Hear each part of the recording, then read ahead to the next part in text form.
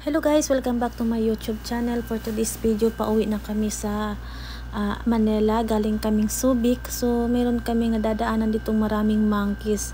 Kaya buti na lang na meron kaming dalang saging. Kaya binigay namin yung saging na dinala namin. Tapos, ito may anak na yan siya. Tapos, merong dumaan na security yata. Sinabihan kami na bawal pala sila pakainin kasi para iwas disgrasya daw yung mga sasakyan na nasa likuran namin.